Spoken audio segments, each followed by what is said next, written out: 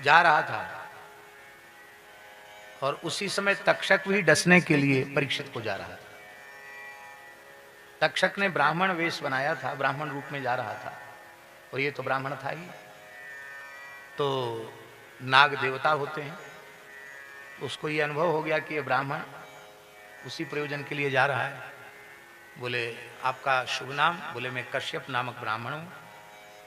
कहाँ जा रहे हैं आप? बोले गंगा तट पर अनशन व्रत पूर्वक बैठे हैं राजर्षि परीक्षित, उनको तक्षक आकर डसेगा और मैं इस प्रकार के मंत्रों का जानकार हूं कि तक्षक जैसा नाग जिसको डस जाए उसको भी मैं पुनर्जीवित कर सकता हूं। तो राजा योगी युवावस्था में है, जीवित रहकर प्रजा की सेवा करेगा, बहुत हित करेगा। और मैं एक तपोधन अकिंचन ब्राह्मण हूं, तो एक राजा की प्राण रक्षा करूंगा, चक्रवर्ती सम्राट की प्राण रक्षा करूंगा, तो राजा हमारा बहुमान करेगा, बहुत दान दक्षिणा देगा, तो हमारी विपन्नता दूर हो जाएगी।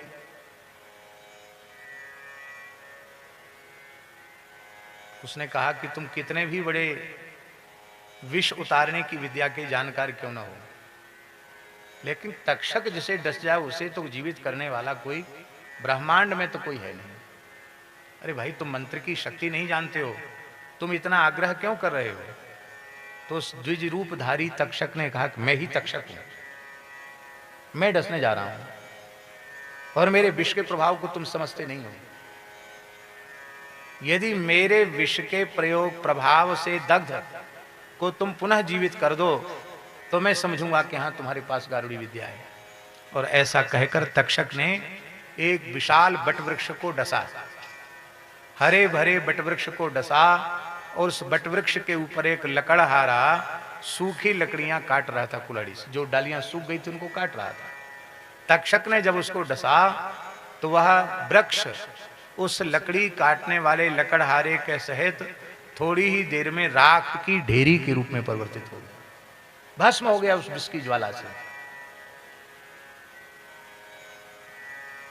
राख की ढेर सामने है और उस दग्ध राख की ढेरी में, भस्म की ढेरी में कश्यप ब्राह्मण ने कमंडलू से जल लिया और मंत्रोच्चार करके जैसे उस पर फेंका, तत्काल वह वृक्ष पुनः हरा भरा हो गया और लकड़हारा फिर से लकड़ी काटने लगा। तक्षक ने साष्टांग प्रणाम किया। ऐसी मंत्र विद्या, ये हमारे पूर्वजों में ऐसी ऐसी सामर्थ्य थी, ऐसी विद्याएं थी। बोले भाई तुम तो जरूर राजा को जीवित कर दोगे, तुम्हारी तो अचिंत्य मंत्र की सामर्थ्य है, तुम निश्चित जीवित कर दोगे। लेकिन एक बात का विचार करो, एक ऋषि कुमार ने शाप दिया है कि 7वें दिन तक्षक डसेगा और उससे मृत्यु होगी, तो एक ऋषि कुमार की वाणी झूठी होगी। और फिर तुम ज्योतिष के भी विद्वान हो, प्रत्येक शरीर की उत्पत्ति के साथ, प्रत्येक शरीर की उत्पत्ति के साथ उसके नाश का विधान भी सुनिश्चित होता है। नाश का विधान आयु कर्म च वित्तं च विद्या निधनमेव च पंचैतानि ही सृज्यन्ते गर्भस्थस्य विदेहिना। हमारे धर्मशास्त्र के अनुसार 5 चीजें गर्भ में निश्चित हो जाती हैं। आयु, कौन से बहुत बड़े बड़े काम करेगा, कितना धन होगा, कितनी विद्या होगी और कब किस प्रकार से कहां मृत्यु होगी, ये सब पूर्व निश्चित है। ये सब प्रारब्ध के अनुसार निश्चित है। संचित कर्म का एक भाग ही प्रारब्ध बनता है। ऐसा समझ लो रील बन के तैयार है और संसार के मंच पर दिखाई जा रही है। इसलिए जो तत्वज्ञ पुरुष होते हैं वो दृष्टा बन करके, उसका साक्षी बन करके अनुभव करते हैं, उससे लिप्त नहीं होते हैं। ये ज्ञानी भोगे ज्ञान बल, मूर्ख भोगे रोए। अज्ञानी व्यक्ति रो रो करके भोगता, भोगता दोनों को पड़ता है, भोगना दोनों को पड़ता है, पर ज्ञानी प्रसन्न होकर के उसका उपभोग करता है, क्योंकि दृष्टा बन जाता है। और विधाता की लिपि है, वो तुम मिटोगे। और सबसे महत्वपूर्ण बात यह है कि अभी वह कथा सुन रहा है राजा परीक्षित, उसकी सर्वतोभाविन चित्तवृत्ति भगवान श्री कृष्ण में लगी हुई है। इतने संतों की सन्निधि है, गंगा जी का तट है। इस समय किसी भी प्रकार से देह त्याग करके सीधे गोलोक वैकुंठ जाएगा और इसके बाद बहुत लंबे समय तक जिएगा तो फिर ऐसा योग बनेगा कि नहीं बनेगा। तो अभी तुम्हें प्रत्यक्ष लाभ दिखाई पड़ रहा है, पर परम कल्याण इसी में है कि जो विधान पूर्व निश्चित है उसी विधान के अनुसार उसका शरीर जाए। रही बात आपके मन में यह है कि हमको दान दक्षिणा मिलेगी, तो मैं बताता हूं यहां धन गड़ा हुआ है, इसको ले जाओ। कितना धन चाहिए? नागों को ज्ञान होता है। तो प्रचुर धन तक्षक ने उस ब्राह्मण को दे दिया। चला गया ब्राह्मण, और यही सर्प यज्ञ का कारण बना। तो जन्मेजय ने सर्प यज्ञ किया, यही कारण बना कि मेरे पिताजी तो जीवित हो जाते, लेकिन तक्षक ने उस ब्राह्मण को बहला फुसला करके वापस कर दिया। आज भी सुखतीर्थ से जब जाएंगे सुखताल में, तो वहाँ भैया जी एक गांव आता है, उस गांव का नाम है मोरना। क्या नाम है? मोरना। हाँ, मोरना आता है। सुखताल जाते हैं तो मोरना आता है। तो मोरना माने क्या है? वहां से तक्षक ने ब्राह्मण को मोड़ दिया, मोड़ दिया, इसलिए मोरना, मोड़ना से मोरना हो गया, उसको मोरना कहते हैं। आज भी वो लीला के स्थल हैं, कहाँ क्या हुआ था। तो हमारे कहने का प्रयोजन यह है कि संशय सर्प, हाँ, बड़े से बड़े भयंकर तक्षक जैसे नाग डस जाएं, तो इस प्रकार के भी गारुड़ी विद्या के जानकार होते हैं कि वे उसको भी जो भस्मीभूत हो चुका है उसको भी वे पुनः जीवित कर सकते हैं। लेकिन एक सर्प, श्री सुतीक्ष्ण जी महाराज कह रहे हैं, एक सर्प ऐसा है, ऐसा विलक्षण सर्प है जिस सर्प का नाम है संशय सर्प। और ये जो संशय रूपी सर्प है,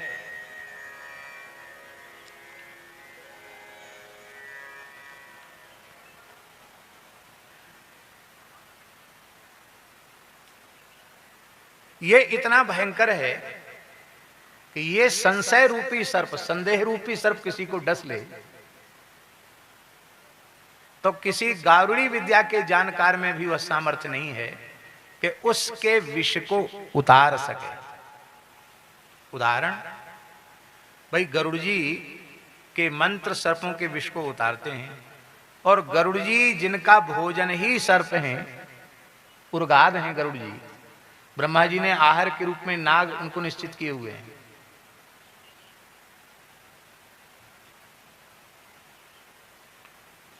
और उन गरुड़ जी को संशय सर्प ग्रस लेता है।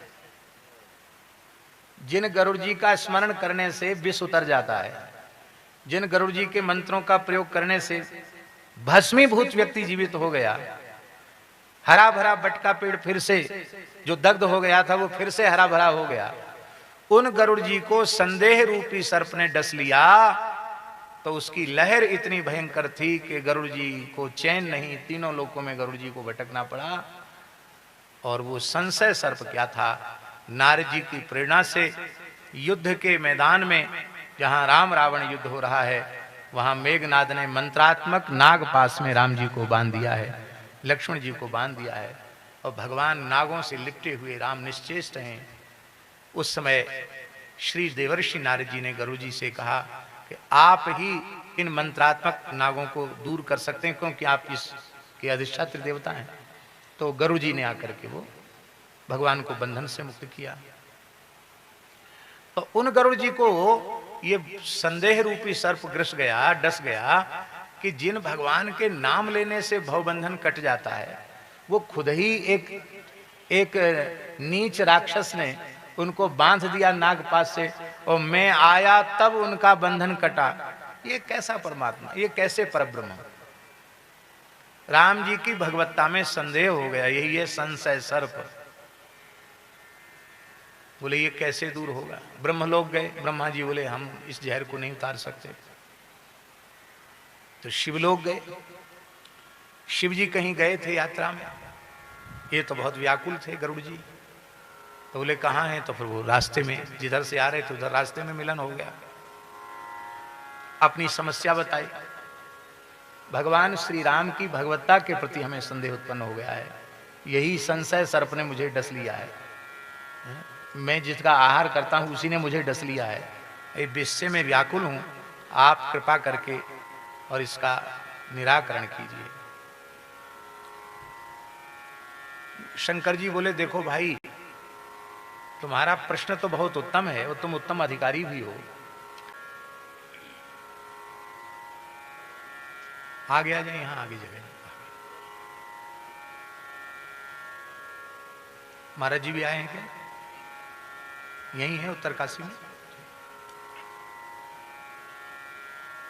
ये पूज्य स्वामी श्री गोपालानंद सरस्वती जी जो पूरे देश में गोरक्षा की चेतना जगाने की यात्रा कर रहे हैं, ये सब बहनें गांव-गांव पैदल भ्रमण करके गोरक्षा की चेतना जगा रही हैं। अभी जो मध्य प्रदेश शासन ने पथमेड़ा महाराज जी को गौशाला अर्पित की है, सालरिया जो अभ्यारण्य है, उसमें 1 वर्ष तक रह करके श्री गोपालानंद जी महाराज अभी भी वही है ना, अभी यहाँ है, वहाँ रह करके पूरी गौशाला को उन्होंने 1 वर्ष तक लगातार सत्संग किया, कथा कही, बड़ी प्रशंसा की बात। तो हम निवेदन कर रहे थे, गंगा जी बुला रही है, जाओ वाह। तो हम निवेदन कर रहे थे, तद्विधि प्रणिपाते, अनुकूल परिस्थिति देख करके उनके चरणों में प्रणाम करो, फिर उनसे विनम्रता पूर्वक जिज्ञासा करो, सेवा पूर्वक जिज्ञासा करो। सेवा का अर्थ है आज्ञा पालन। आज्ञा पालन ही सबसे बड़ी सेवा है। जिसको जो आज्ञा मिली है वो आज्ञा पालन करे, वही सेवा है। आज्ञा सम्न सुसाहिब सेवा। तब्बे ज्ञानिनः उपदेक्ष्यन्ति ते ज्ञानम। हे अर्जुन, ते तत्वज्ञानिनः, वे तत्वज्ञानी संत तुम्हें प्रसन्नता पूर्वक उपदेश करेंगे और वही उपदेश प्रभावी होता है। हमारे यहां शास्त्रों में लिखा है, ना पृष्टः कस्यचिद ब्रूयात न चान्यायेन पृच्छतः। बिना पूछे कभी किसी को कुछ बताना नहीं चाहिए, क्योंकि उससे ज्ञान का तिरस्कार होता है, विद्या का तिरस्कार होता है। ना पृष्टः कस्यचिद ब्रूयात। दूसरी विधि है नचान्यायेन पृच्छता। पूछ तो रहा है, पर रास्ता चलते पूछ रहा है, ट्रेन में पूछ रहा है, हवाई जहाज में पूछ रहा है, बस में पूछ रहा है, ऊट पटांग तरीके की बात पूछ रहा है, तो या तो उनके सामने मौन व्रत ले लो, यही समझेंगे कि महात्मा बोलते नहीं हैं, मौनी हैं, गूंगे हैं, और तो क्या समझेंगे। अथवा वो कहें कि कैसे बाबा जी हो, कुछ नहीं जानते हो, महाराज ऐसे ही हैं, रोटी राम है, कुछ नहीं जानते। इतना ही समझेगा ना कि मूर्ख है, कुछ नहीं जानता है। ठीक है, जिज्ञासु को उपदेश करना चाहिए, श्रद्धा शून्य अपात्र को पात्र को उपदेश नहीं करना चाहिए, उसे ज्ञान का तिरस्कार। भगवान शंकर मर्यादा के रक्षक हैं। उन्होंने कहा, इतना महत्वपूर्ण जिज्ञासा तुम रास्ता चलते कर रहे हो, ये अविधि है, विधि नहीं। मिले हो गरुड़ मार्ग मही मोही, तुम मुझे रास्ते में मिले हो तो कवन भांति समझाऊं तो महाराज आप उपाय तो बता सकते हैं, खुद तो नहीं बताएंगे, पर ऐसे के पास भेज दीजिए जिससे हमारा जहर उतर जाए। बोले हाँ, नीलगिरी पर्वत पर चले जाओ, हिमालय में चले जाओ। कागभूषुंडी जी महाराज नित्य श्री राम कथा कहते हैं, कागभूषुंडी जी से राम कथा सुनोगे तो तुम्हारे इस विष की निवृत्ति हो जाएगी, संशय सर्प का जहर उतर जाएगा और तुम्हारा परम कल्याण हो जाएगा, तुम सुखी हो जाओगे। देखिए, बड़ी बारीक बात है, रामचरित्र में बहुत बारीक बात है। गरुड़ क्या है? भगवान के वाहन है, पक्षी राज हैं, संपूर्ण पक्षियों के राजा हैं गरुड़। और भगवान की विभूति है, पक्षियों में गरुड़ भगवान की विभूति है। भगवान ने ही भगवान को धारण कर रखा है, गरुड़ भी भगवान है। भगवत तत्व को, ब्रह्म तत्व को कौन धारण कर सकता है? ब्रह्म तत्व को धारण करने की सामर्थ्य भी ब्रह्म तत्व में ही है। गरुड़ जी भगवान ही है, पक्षीराज भगवान के निरंतर निकट रहते हैं। मंदिरों में सब चीज बाहर कर दी जाती है शयन के समय, पर गरुड़ घंटी मंदिर में ही रहती है। गरुड़ जी वहीं रहते हैं, 2400 घंटे भगवान की सन्निधि में गरुड़ जी रहते हैं। जरूरी है कब कौन भक्त पुकारे और वाहन कहीं दूसरी जगह रखा हो, सारथी को खोजना पड़े, वाहन को खोजना पड़े, तो विलंब होगा कि नहीं। इसलिए भक्तों की पुकार कब आ जाए, किस क्षण आ जाए, तो गरुड़ जी हर समय अलर्ट है, एकदम तैयार है, भगवान की सन्निधि में रहते हैं।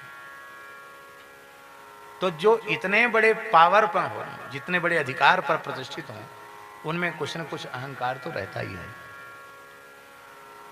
तो भगवान ने सोचा, शंकर जी ने, कि इनको हम कहें कि चलो कैलाश हमारे साथ, वहीं बैठकर चर्चा करेंगे, राम कथा सुनेंगे, तो इनके अहंकार का पोषण होगा। मैंने जैसे तैसे से कथा नहीं सुनी, मैं पक्षीराज गरुड़ हूं, तो साक्षात महादेव जी ने हमको कथा सुनाई। पर ये पक्षीराज गरुड़ हैं और मैं कागभूषुंडी जी के चरणों में इनको बिठाऊंगा तो इनका अहंकार कम होगा। अहम शून्य हुए बिना न तो ज्ञान प्रकट हो सकता है, ना ही अहम शून्य हुए बिना भक्ति प्रकट हो सकती है। इसलिए शंकर जी ने कागभूषुंडी जी के पास इसलिए भेजा, और बहाना क्या बनाया, बोले खग जाने खग ही की भाषा, तुम भी पक्षी हो, वो भी पक्षी हैं, तो उससे तुमको ज्यादा समाधान मिलेगा, वहीं चले जाओ। और समाधान मिला। भगवान की लीला और भगवान की कथा में भेद नहीं है, क्योंकि लीला की ही तो कथा होती है और कथा ही लीला बनती है, भेद नहीं है। लेकिन भेद न होने के बाद भी एक भेद है। वो क्या भेद है? वो भेद ये है कि केवल लीला का दर्शन करो तो संदेह उत्पन्न हो जाता है।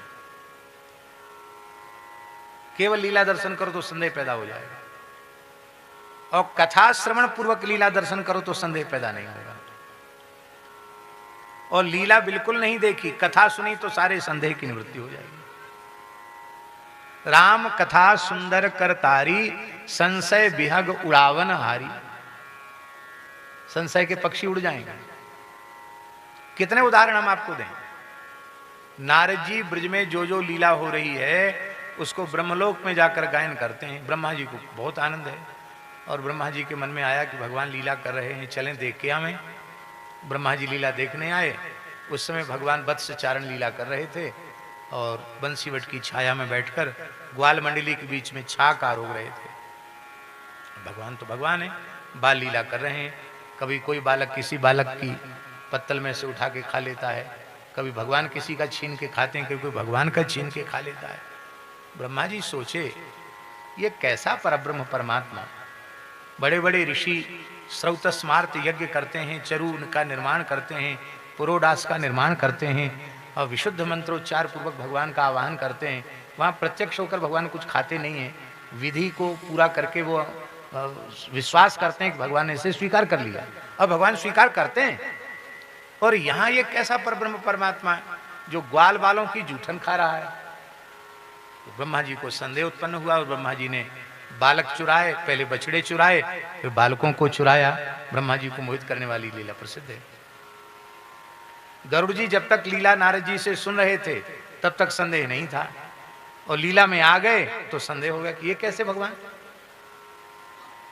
मेघनाद ने नाग पास में बांध दिया, और ये बताओ हम ना आते तो ये बंधन से मुक्त न होते। अरे जिनका नाम लेकर लोग भवबंधन से मुक्त हो जाते हैं, वो खुद बंधन में पड़े हुए हैं, ये कैसे भगवान। इसलिए लीला और कथा दोनों ही आवश्यक हैं, पर कथा श्रवण पूर्वक लीला दर्शन होगा तो संदेह नहीं होगा।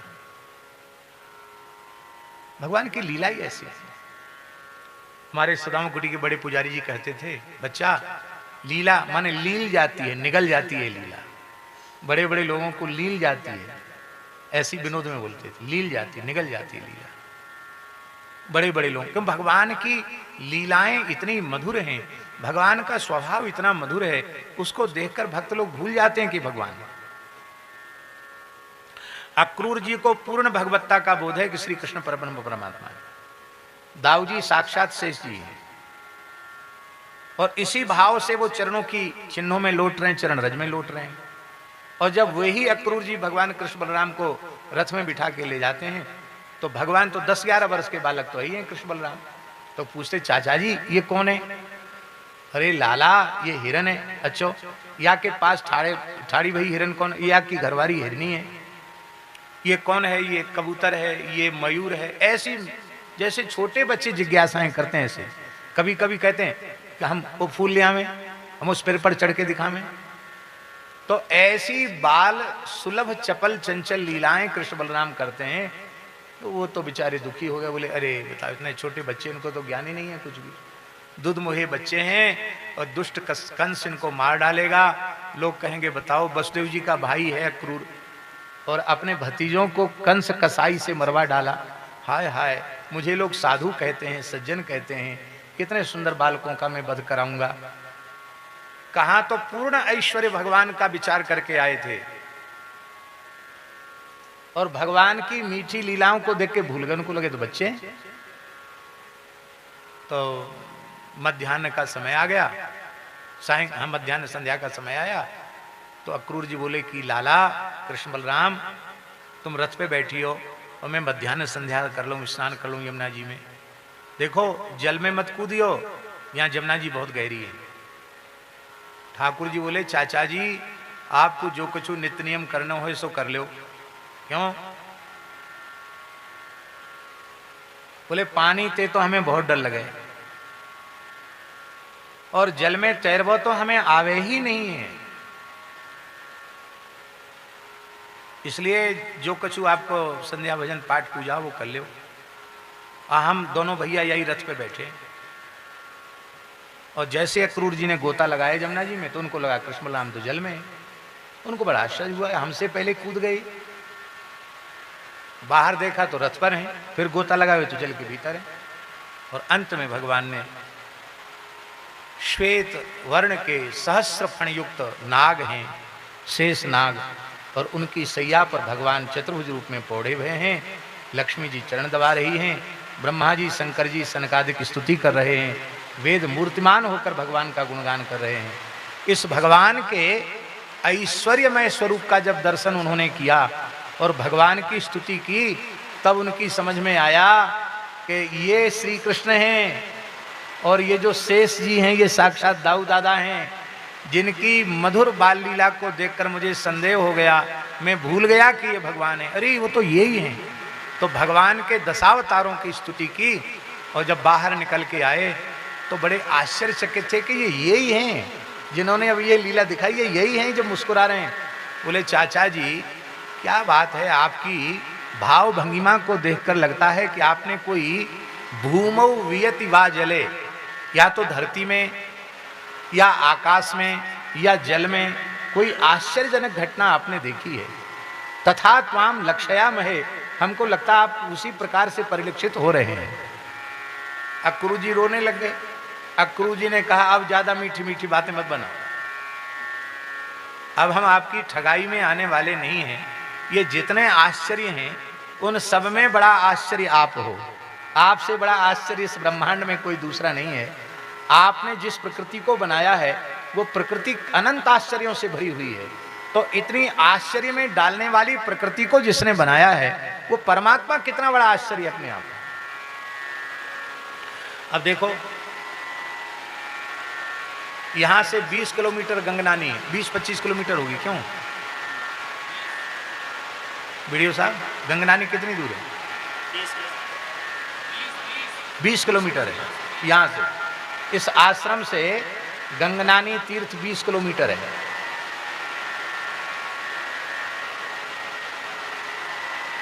इतना गर्म पानी है कि पहले तो लगता है कि इसमें जाएंगे तो जल जाएंगे, लेकिन फिर ऐसी बढ़िया सिकाई शरीर की हो जाती है प्राकृतिक, तो लगता है कि इस जमाने में लोग पैदल आते हों, वाहन से भी थकान तो होती ही है। तो वहाँ गंगनानी में गंगा जी उस तीर्थ में स्नान करते ही फिर इतनी ऊर्जा शरीर में आ जाती है कि व्यक्ति पैदल चलकर गंगोत्री का दर्शन करके आ सकता है। अब देखो इतने हिमालय में इतनी ठंडी के क्षेत्र में भगवान ने ये व्यवस्था बनाई है। यमुनोत्री में जाओ तो वहां तप्तकुंड है, भगवान की बनाई हुई व्यवस्था, ये प्रकृति है? बद्रीनाथ में तप्तकुंड है, यहाँ केदारनाथ में गौरी कुंड है, वहां भी गर्म जल है। सब जगह ठाकुर जी की व्यवस्था है। अपने राम पहली बार जब यमुनोत्री गए तो ऐसे कुछ संतों के साथ चर्चा हो रही थी। एक व्यक्ति खड़े थे वहीं, सुन रहे थे हम लोगों की बातें। अरे बोले ये सब बाबा जी लोगों ने धर्म और ईश्वर की कल्पना करके लोगों को बहकाना शुरू कर दिया और ये सब कुछ नहीं होता है। हमने कहा आप यहाँ क्यों आए हैं? बोले हम तो सैलानी हैं, घूमने फिरने आए हैं, ये सब यहाँ की जो नेचुरली जो शोभा है, प्राकृतिक छटा, उसको देखने आए। हम कोई ईश्वर देवी देवता कुछ नहीं मानते हैं। आप कहते हैं कि यहाँ गर्म पानी हुआ, ये भगवान की कितनी बड़ी कृपा है। पुराणों में लिखा है कि भगवान सूर्य की तपस्थली है वो, तो सूर्य के तीर्थ के कारण वहां जल गर्म है। और सूर्य पुत्री यमुना जी है, तो द्वादशादित्य की वहां स्थिति है पुराणों के अनुसार। वो बोला ये सब झूठ बात है, यहाँ गंधक की खान है, नीचे गंधक है, तो गंधक के कारण ये पानी खोलता है। इसको आपने चमत्कार से जोड़ दिया, ईश्वर से, धर्म से जोड़ दिया। हमने कहा हम उत्तर तो आपको देंगे, लेकिन कठोर बोलने का हमारा अभ्यास नहीं है, और उत्तर कठोर होगा फिर आपको पीड़ा पहुंचेगी। बोले नहीं नहीं नहीं, मुझे कोई नहीं, आप कहिए। हमने कहा गंधक तुम्हारे बाप ने बनाया है, तुम्हारे पिताजी यहाँ गंधक की खान स्थापित करके गए थे। आप क्या बोलते हैं? तुम सही बोलते हैं, गंधक परमात्मा का बनाया हुआ है। ये धरती, वन, पर्वत, समुद्र, नदियां सब ईश्वर के संकल्प से उत्पन्न हुए। तो ये व्यवस्था यहां बनाने वाला कौन है? तुम बनाने आए थे?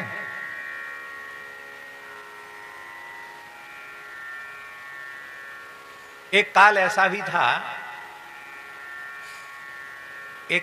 भी था जो श्री राम कृष्ण को काल्पनिक पुरुष लोगों ने मान लिया था। और इस देश का दुर्भाग्य था कि इस देश का जो प्रथम प्रधानमंत्री था वही इस प्रकार की प्रकृति का था कि वह पुराणों को उपन्यास मानता था।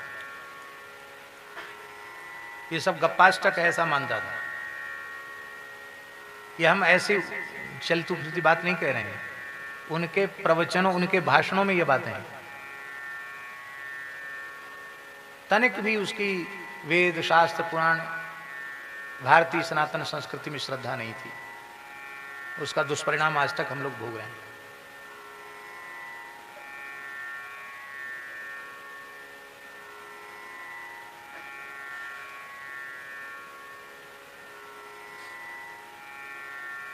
बड़ी विकट परिस्थिति थी। और उस विचारधारा के लोगों ने जब राम सेतु की चर्चा आई तो बोले राम ही जब काल्पनिक व्यक्ति हैं तो राम सेतु भी कल्पना ही है, कोई राम सेतु नाम की कोई चीज नहीं है। और जिस व्यक्ति ने राम सेतु का विरोध किया था, आप सबको पता होगा उस समय का, जिस व्यक्ति ने राम सेतु का विरोध किया था वही व्यक्ति बोला था दक्षिण का कि हम रावण के खानदान के हैं। उसी व्यक्ति ने कहा, उसका नाम हम जानबूझ के नहीं ले रहे हैं, उसने कहा था कि हम रावण के खानदान के हैं। अरे भैया, जब राम काल्पनिक पुरुष हो गए और राम सेतु कल्पना मात्र हो गया तो रावण कौन था जिसका तू अपने को वंशज बताता है और रावण दहन का निषेध करता है? हम रावण की संस्कृति को मानने वाले हैं, हम राम की संस्कृति को मानने वाले नहीं हैं। अभी प्रधानमंत्री श्रीलंका गए थे तो उन्होंने जहाज से राम सेतु के चित्र भी लिए और उनको सोशल मीडिया के माध्यम से पोस्ट भी किया, दिखाए भी। हम भी पूज्य रमण रीति वाले महाराज जी के साथ गए थे तो श्रीलंका जाते समय हमने भी राम सेतु का दर्शन किया। महाराज जी ने बताया, देखो ये महाराज जी, ये राम सेतु की आज भी अवशेष है। आज परिस्थितियां बदली हैं। एक महाभारत का एक वाक्य है वो हर समय प्रासंगिक है। महाभारत का वाक्य हर समय प्रासंगिक है। और वो वाक्य यह है, सर्वे धर्माः राजधर्म प्रधानाः। संपूर्ण धर्म, संपूर्ण धर्म माने वर्ण धर्म, आश्रम धर्म, वैयक्तिक धर्म, स्त्री का धर्म, पुरुष का धर्म, जो भी धर्म है, अवान्तर भेद करने के लिए सर्वे धर्मा ये बात कही गई। सर्वे धर्माः राजधर्म प्रधानाः।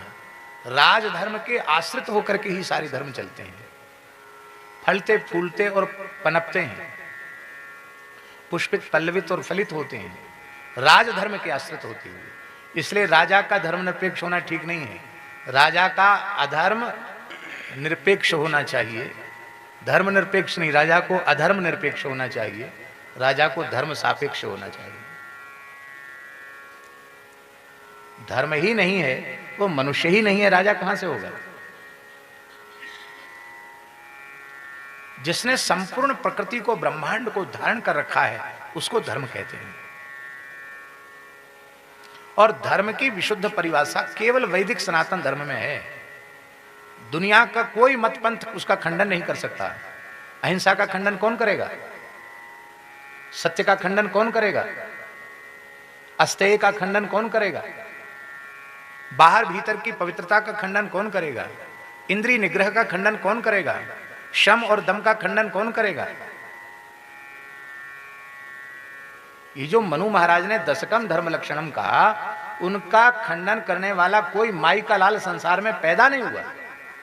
और जो उन नियमों को नहीं मानता है वो धर्मनिष्ठ है ही नहीं। धर्म जीवन में बहुत जरूरी है। यही कारण था कि अधर्मी दुर्योधन के राज्य को समाप्त करके भगवान श्री कृष्ण युधिष्ठिर को स्थापित करना चाहते थे, क्योंकि यथा राजा तथा प्रजा। और प्रत्यक्ष उदाहरण आपको दे रहे हैं। अशोक, सम्राट अशोक बौद्ध हो गए, तो उनके बौद्ध होने का प्रभाव यह हुआ कि भारत से बाहर भी बुद्ध धर्म की विचारधारा गई। राजा बौद्ध हुआ तो एक समय था बौद्ध विचारधारा पूरी धरती पर व्याप्त हो गई। और अभी देखो, भगवान की दया से अभी का शासक आस्तिक है, देवी देवताओं में, तीर्थों में श्रद्धा रखने वाला है शासक। तो उसका प्रभाव कितना बढ़िया हो रहा है। अयोध्या में राम मंदिर का निर्माण हुआ, विश्वनाथ जी के कॉरिडोर का निर्माण हुआ, वहाँ भी निर्माण हुआ, सब जगह अच्छे अच्छे कार्य हो रहे हैं। और अभी तो जो भगवान की कृपा से जो उन्होंने करके दिखाया है, पूरी दुनिया आश्चर्यचकित है कि अपनी सीमा में खड़े होकर के आतंकवाद का सिर ऐसा कुचला है कि सारी दुनिया आश्चर्यचकित है। राजनीति को देखकर, कूटनीति को देख करके सारा संसार आश्चर्यचकित है। इसीलिए उत्तम राजा का होना अत्यंत आवश्यक है। हाँ, बस एक बात है, और वो भी हम गंगा जी से प्रार्थना करते हैं कि सबसे महत्वपूर्ण कार्य है भारतवर्ष की धरती गोवध के कलंक से मुक्त हो जाए। और जिस दिन भारतवर्ष की धरती गोवध के कलंक से पूरी तरह विमुक्त हो जाएगी, गोवंश संरक्षित संवर्धित हो जाएगा, गो आधारित कृषि, गो आधारित चिकित्सा, गो आधारित शिक्षा और गो आधारित आहार विहार की व्यवस्था, ये जब इस देश में हो जाएंगे, गो आधारित विकसित राष्ट्र का निर्माण होगा, तो हमें विश्वास है कि सारा भारतवर्ष ही अयोध्या हो जाएगा और वह सात्विक विकास होगा। हम भगवान से प्रार्थना करते हैं कि इस प्रकार के पवित्र वातावरण का इस देश में पुनः निर्माण हो, जो गोवध के कलंक से मुक्त हो। यहाँ भी मन में यही भाव था। यहाँ की जो मूल नस्ल है बद्रीस, जो पौराणिक नस्ल है और जिसका दूध दही घृत बहुत ही अधिक औषधीय गुणों से युक्त है, यद्यपि वो बहुत कम मात्रा में, एक दिन में 1 लीटर दूध भी दे दे तो बहुत बड़ी बात है, 1 लीटर भी नहीं देती, एक समय में पाव 1.5 पाव दूध देती है, लेकिन वह दूध अमूल्य है। आओ स्वामी जी पधारो।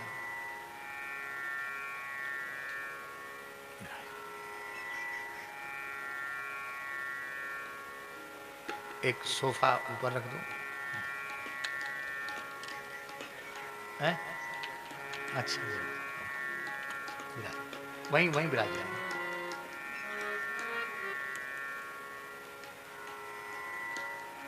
स्वामी जी को हम सादर प्रणाम करते हैं। क्या कह रहे थे, हमको स्मरण दिलाएं? हैं? हाँ, तो अब वह गाय इसी क्षेत्र में विलुप्त होने के कगार पर है। संकर प्रजाति का पशु इतनी बड़ी मात्रा में यहां बढ़ गया है, और वो भी नर। वो रही सही गायों को उसने सबको संकरित कर दिया। दूध के लोभ में जर्सी लोग खरीद कर पहाड़ में ले आए। अभी वीडियो साहब बता रहे थे, यहाँ ऊंचाई पर है एक जगह, वहाँ पहले सब बदरी से ही थी, लेकिन वहाँ तक संकर पहुँच गया, वहाँ तक नस्ल विकृत हो गई। तो इस स्थान की स्थापना के मूल में यही भावना कि इस क्षेत्र में रहकर बद्रीस नस्ल का संग्रह हो। इस समय लगभग 25 की संख्या में गोवंश यहाँ है, और सर्वोत्तम नस्ल जो जहाँ जिस गांव में मिली, जो 100% विशुद्ध है, उसको यहाँ इकट्ठा किया गया। और दूसरा प्रजाति का नहीं रखते हैं, केवल वही। उसके संरक्षण का और संवर्धन का कार्य धीरे धीरे हो रहा है। बड़ी मात्रा में उसका संरक्षण संवर्धन हो तो फिर यहाँ पर्वतीय क्षेत्र के लोगों में पुनः बद्रीस गाय के प्रति श्रद्धा और भावना का जागरण हो। लोग यहाँ उसी गाय, और उस गाय में के पालन में खर्च बहुत कम है। वो यहाँ की प्रकृति के सर्वथा अनुकूल हैं, और उनके दूध दही घी का तो पूरी धरती पर कोई दूसरा उदाहरण नहीं है। इतना औषधीय गुणों से युक्त है वो। अभी सरकारी रेट क्या है उसके घी का है? हाँ, हजारों रुपए की कीमत में भी वैसा घी उपलब्ध न हो। मैदान की गाय के घी की सुगंध अलग है, यहाँ के गाय के घी की सुगंध अलग है। दूध की बात भी अलग है, सबसे अलग है। तो एक तो ये विचार। दूसरा, पर्वतीय क्षेत्र के जो विप्र बालक हैं, उनमें भी बहुत तेजी से संस्कार विकृत हो रहे हैं। निर्धनता है, कोई काम धंधे हैं नहीं अच्छे, और अशुद्ध आहार विहार की परंपरा बहुत ज्यादा प्रचलित हो रही है। म्लेच्छों का प्रकोप भी बढ़ रहा है, उनकी संख्या भी बहुत बढ़ रही है। ब्राह्मण समाज का मुखिया होता है। एक पवित्र ब्राह्मण न जाने कितने समाज को अपने पवित्र उपदेश से, आचरण से प्रेरित करता है। तो दूसरा भाव यह है कि यहाँ के जो पर्वतीय क्षेत्र के अकिंचन ब्राह्मण हैं, उन विप्र बालकों को यहाँ रख करके वेद वेदांग की शिक्षा दी जाए, जिससे वो अपने अपने गांव में, अपने अपने क्षेत्र में हिंदू देवी देवताओं की विधि पूर्वक पूजा करके और उस सनातन धर्म के स्वरूप को संरक्षित करें। और अतिथियों का सत्कार, साधु संतों का सत्कार, ये तो है ही है। इसके मूल में यही भावना है। भगवान ही पूर्ण करेंगे। अभी तो केवल गैया है और पुरानी कोठरी है। अभी केवल गौशाला के ऊपर छोटा सा टीन टप्पर डाला गया है, उसी में निर्वाह हो रहा है। ये भाई साहब, ये मंदिर प्रस्तावित है। और बड़ी प्रसन्नता की बात है कि श्री राम मंदिर का निर्माण जिन सोमपुरा जी ने किया है, उन्होंने ही उत्साह दिखाया है कि हम उनको कुछ अग्रिम सेवा भी सगुन के रूप में दे दी गई है। तो वो ये मार्बल का पूरा मंदिर बनाएंगे, और शास्त्रीय विधि से निर्मित यह मंदिर होगा। मध्य में लक्ष्मी नृसिंह भगवान होंगे, जो इस देश की संपूर्ण विपत्ति को, संकट को, प्रदेश की संकट को, विपत्ति को दूर करेंगे। लक्ष्मी नृसिंह भगवान पूरे क्षेत्र में समृद्धि लाएंगे। दक्षिण भारत में विग्रहों का निर्माण होगा और वे ही यहाँ प्रतिष्ठित होंगे। शास्त्र की विधि में ये श्री लक्ष्मी नृसिंह पंचायतन होगा। मध्य में लक्ष्मी नृसिंह भगवान विराजमान होंगे। अग्नि कोण में भगवान गणेश जी विराजमान होंगे। नैऋत्य कोण में भगवान सूर्य विराजमान होंगे। 5 शिखर दिख रहे होंगे अलग अलग मंदिरों के। वायव्य कोण में भगवती दुर्गा विराजमान होंगी। और ईशान कोण में भगवान शिव विराजमान है। पुरानी प्राचीन शास्त्रीय पद्धति यही थी, धीरे धीरे वो लुप्त होती चली गई और एक देवता का मंदिर लोग बनाने लगे, उसमें सुविधा है। पर यहाँ विधिवत पंच देवों का अर्चन होगा और विशुद्ध गव्य पदार्थों से ही भगवान की राग भोग की व्यवस्था और अतिथि सत्कार, संत सेवा, ये सब गव्य पदार्थ अभी भी हो रहा। गव्य पदार्थों से पथमेड़ा के घी का ही प्रयोग होता, बाजार के घी तेल का यहाँ प्रयोग नहीं है।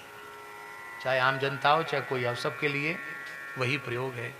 और ठाकुर जी की सेवा के लिए दूध तो हो जाता है थोड़ा बहुत। तो कहने का आशय ये है, इस स्थान के मूल में यही भावना है। तो हम जो बात कह रहे थे उसको पूरा करें कि भगवान की लीला, उसको देख करके बड़े से बड़े ज्ञानियों के चित्त में भी संदेह उत्पन्न हो जाता है। अब फिर भगवान कृपा करते हैं तो फिर उस संदेह की निवृत्ति होती है। अक्रूर जी के संदेह की निवृत्ति होगी। इसका मतलब है, बड़ी ऊंची बात है, कथा सुनना सबके लिए जरूरी है। जो भगवान के नित्य पार्षद हैं गरुड़ जी, जिनके घंटा नाद के बिना भगवान का अभिषेक नहीं होता, आरती नहीं होती, भगवान का जागरण और शयन नहीं होता है? जिनके पंखों से सामवेद की ऋचाएं प्रकट होती हैं। हम तो वेद जानते नहीं, तो गरुड़ घंटी बजा करके उसकी पूर्ति करते हैं। उन गरुड़ जी को भी कथा सुनना जरूरी है। सिद्ध हो, साधक हो, कोई हो, प्रतिदिन भगवत चरित्र, भागवत चरित्र श्रवण की आवश्यकता सबको है। श्री सुतीक्ष्ण जी महाराज कह रहे हैं, संशय सर्प ग्रसन उर्गादा, संशय सर्प ग्रसन उर्गादा, शमन सुकर्कश तर्क विषादा, समन सुकर्कश तर्क विषादा, भव भंजन रंजन सुरयूथा, भव भंजन रंजन सुरयूथा, त्रातु सदानो कृपावरूथा, त्रातु सदानो कृपावरूथा।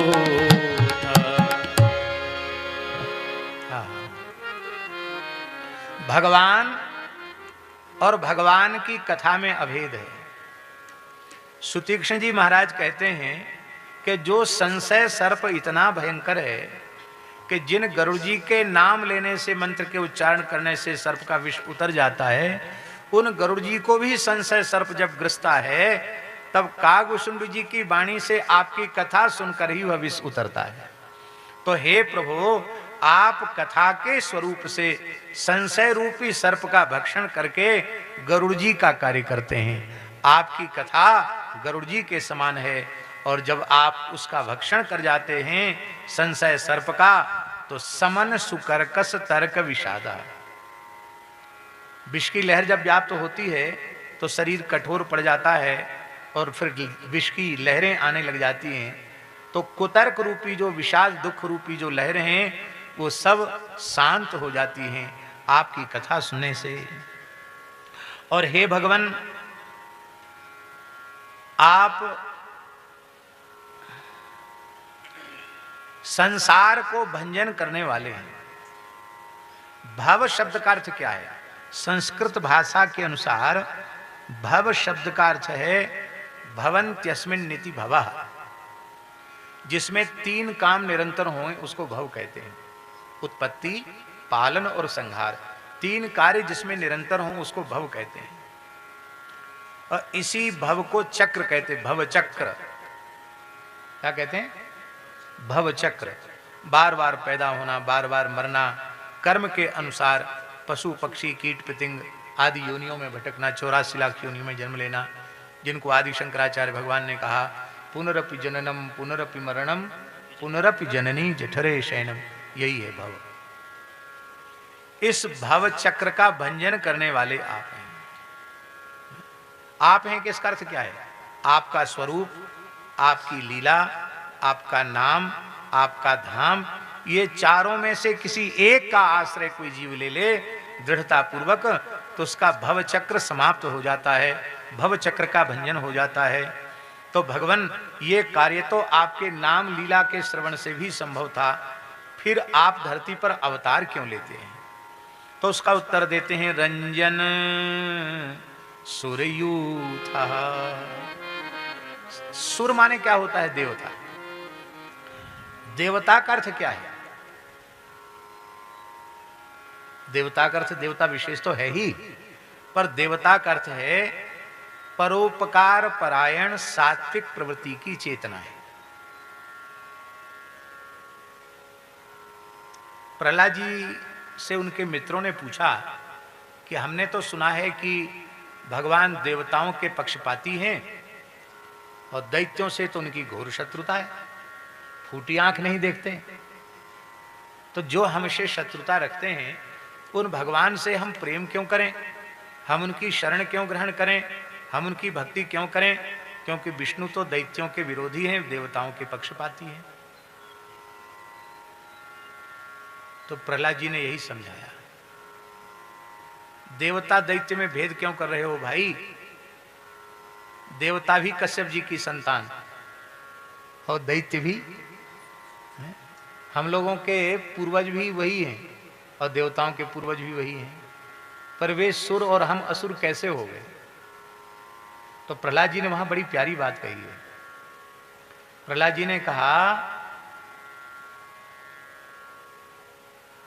तस्मात् सर्वेषु भूतेषु दयां कुरुत सौहृदम् आसुरं भावमुन्मुच्य यया तुष्यत्यधोक्षजा। हे मित्रों,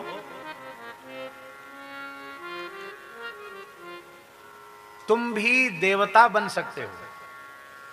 हम देवता कैसे बनेंगे? बोले तुम 2 व्रत ले लो। एक व्रत तो यह है कि आज के बाद किसी भी प्राणी मात्र के प्रति हम निर्दयतापूर्ण, क्रूरतापूर्ण, कठोरतापूर्ण व्यवहार नहीं करेंगे, सभी प्राणियों पर दया करेंगे।